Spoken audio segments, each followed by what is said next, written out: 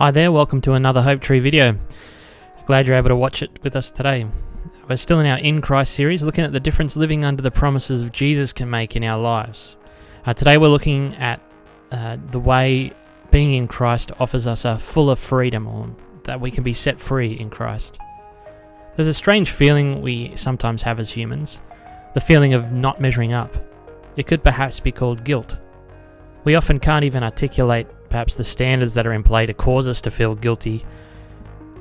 But humans have some sort of built-in desire to measure up to something, to live according to some standard.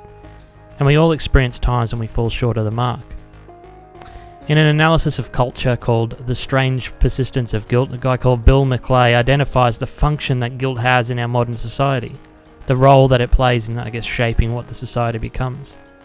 He points out that even though there have been attempts to abandon the moral standards and moral reflexes that have accompanied a Christian platform of the West, this strange condition of guilt seems to still remain, and it remains in the lives of the average Western country participant as an issue that still needs to be dealt with. That feeling of guilt is kind of like an itch that needs scratching, and McClay offers a couple of things that we perhaps do in the West, or a couple of things that he identifies as ways in which our society tries to scratch that itch of feeling guilty. Two particular things he identifies are the growing severity of public mob shaming. We cope with our own sense of guilt and lack by ferociously projecting even worse guilt on others without even offering them any sort of forgiveness. They're worse and they'll stay worse, which actually makes us feel better about ourselves. We feel better about our shortcomings when we point out the shortcomings of others. Another thing he identifies is the desire to identify with or identify as victims. We hold victims to be the only true innocent people among us, so if we see ourselves in them, we can reassure ourselves that we're innocent too. We feel better about our shortcomings when we can trace the reason for their existence back to other people. It's not my fault, is essentially what we tell ourselves. Neither of these ways paints a picture of society that's flourishing very well. Full of public mob shaming and full of victims. The Bible has a different handle and take on not measuring up and guilt and shame. And in Christ, there's a way forward that doesn't involve public mob shaming or victimizing. It paints a picture of the redemption of that which is broken, redeemed by a God who has loved that which is broken at a great cost. When it comes to the sense that we don't measure up, that we aren't good enough, Jesus offers us a way of great hope. Let's take a look at what the scriptures say today. So today we're going to be in Romans chapter 8. The book of Romans is one of the Apostle Paul's longest letters, which he wrote to the church in Rome, and he spends considerable time explaining the mechanics of salvation by faith and not by works. In chapter 8 he explains some of the human mechanics of living life in Christ and the difference that makes in battling sin and the effects of sin. This is what it says. Therefore, there is now no condemnation for those who are in Christ Jesus, because the law of the Spirit of life in Christ Jesus has set you free from the law of sin and death. First of all, let's take a look at the assumption that's behind the scenes, a little bit in this passage. The phrase, set you free, implies something, doesn't it? It implies that we need setting free, that we're enslaved, trapped, captured by something that we need help with. In the grand narrative of the Bible and the smaller snapshots in the book in Romans and other letters, it doesn't buy the narrative that everyone's born good and distorted by some external factors to themselves along the way in life. It actually articulates that everyone's fallen short. In Romans 3 it says we've fallen short of the glory of God. In Romans 7 it even personifies sin by describing it as something that is kind of living inside of us. There is something at work in humanity that actually isn't beautiful or good. It's actually not good. There is something within us that actually leads us to more sin and death. It's kind of the normal trajectory. The Bible would go so far as to say that the language used is like the language that's in this verse, that we need to be set free from this problem that's inside us. The use of the word law here is a bit interesting as well, that Jesus has set you free from the law of sin and death. The law God gave Moses and his people, the Israelites in the Old Testament, was actually used to show people what they're truly like. Indeed, any kind of list-based morality, any set out of things that we either must do or must not do, The list in itself isn't capable of getting the job done when it comes to having freedom over sin.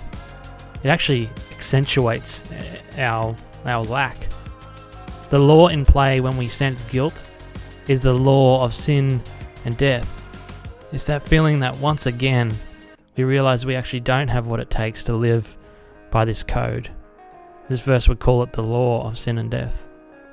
As mentioned in Western society, the default is probably that we take that feeling of not measuring up and do one of two things. Either we chop others down to feel better that we aren't as bad as that person, or we play the victim or find another victim to identify with, helping us perhaps feel like it isn't our fault after all.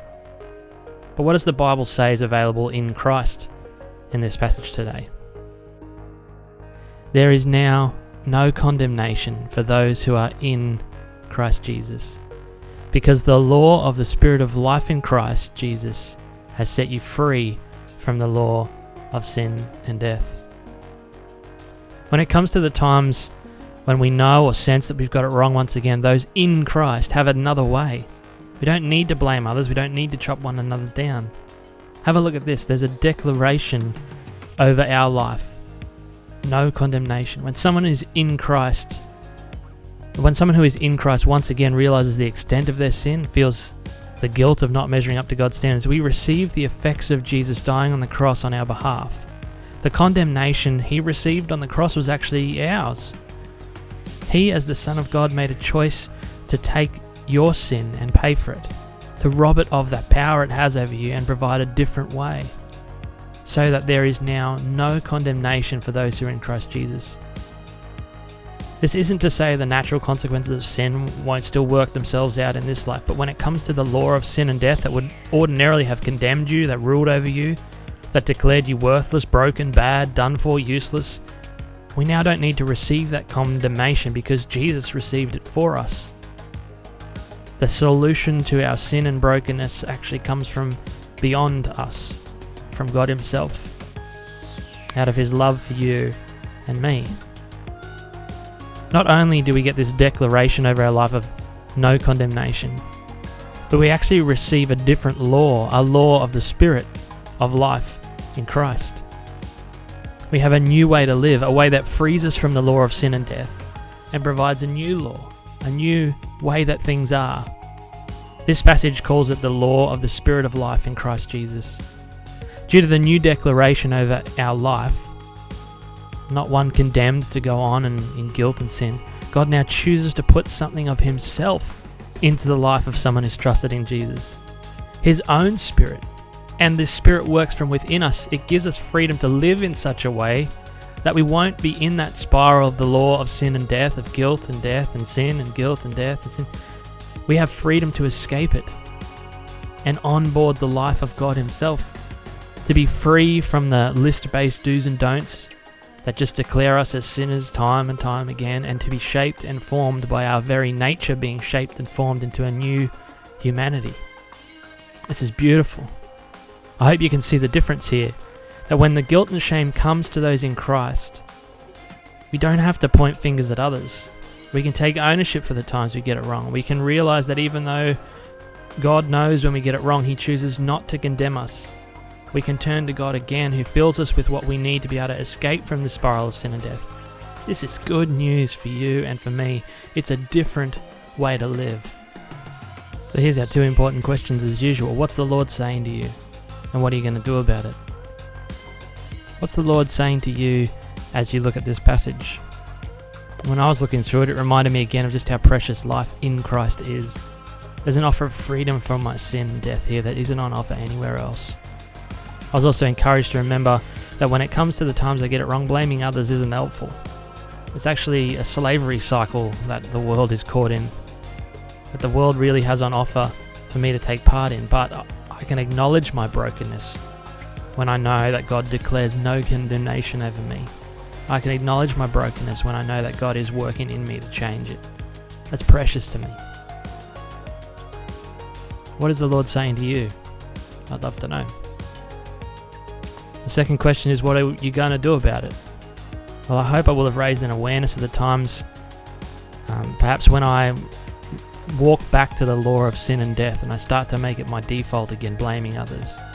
I hope I'll have a raised awareness moving forward, and I'll have a tendency, instead of to blame others for my sin, to take it on board, realise the declaration of my life, and move forward with God changing me from the inside out. But one of the practical things I hope to be able to do, that I'd love for you to ask me about one day, is whether in my prayer times when I'm sitting with God, whether I'm acknowledging my sin and thanking God that despite of it, He doesn't condemn me. And not only just acknowledging my sin, but also whether I'm thanking God for working on me from the inside out. There's two things to just keep those precious truths before my eyes. If in prayer, I'm continually saying to God, I'm sorry for this way that I've sinned, but also I'm glad that you're at work in me to call me to a different way to live. I hope to reform my prayer life in that way after reading today's passage. What's God calling you to do or change after interacting with His Word today? I'd encourage you, if you have some sort of thing that you think the Lord might be telling you to do after interacting with His Word, that you'd talk to somebody about it. That's all we've got for today. This Hope Tree resource has been made to help you know and grow in Jesus. We'd love to know if we're achieving that goal, so drop us a line or a comment, or if you've got any questions about faith, Jesus, life, the Bible. Like and subscribe to keep up to date with more content. Bless you. Thanks for listening. Bye.